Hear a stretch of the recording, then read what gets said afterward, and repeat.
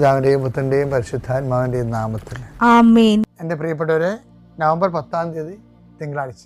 കർത്താവേ, നിന്റെ ഉന്നതമായ നാമത്തിന് സ്തോത്രം ചെയ്യുന്നു. കർത്താവേ, നിന്റെ വിശുദ്ധ പൗരോഹിത്യത്തെ മഹത്വപ്പെടുത്തണമേ. കർത്താവേ, സഭയിലുള്ള സാന്നിധ്യം പ്രകടമാക്കണമേ. 39 വർഷം ഞാൻ അർപ്പിച്ച കൃപാന്റെ യുഗതിയാൽ കൃപാസ്ഥാനത്താറെ ജീവനോടെ പ്രത്യക്ഷപ്പെട്ട പരിശുദ്ധ അമ്മയുടെ മാധ്യസ്ഥത്താൽ പിതാവിൻ്റെയും പുത്രൻ്റെയും പരിശുദ്ധാത്മാവിൻ്റെ നാമത്തിൽ ഞാൻ നിങ്ങളെ ആശീർവദിക്കുന്നു.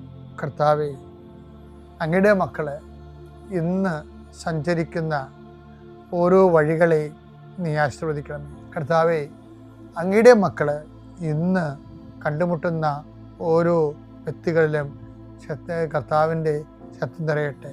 കർത്താവേ, അങ്ങയുടെ മക്കളെ ഇന്ന് യാത്ര തിരിക്കുന്ന ലക്ഷ്യം വെക്കുന്ന ഓരോ ലക്ഷ്യങ്ങളും കർത്താവിൻ്റെ നാമത്തിൽ സാധിക്കുകയും അനുഗ്രഹം പ്രാപിക്കുകയും ചെയ്യട്ടെ.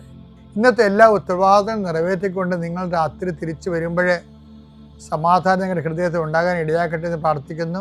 നിത്യം പിതാവും പുത്രനും പരിശുദ്ധാത്മാവും നയിക്കുവാമേ. ആമേൻ.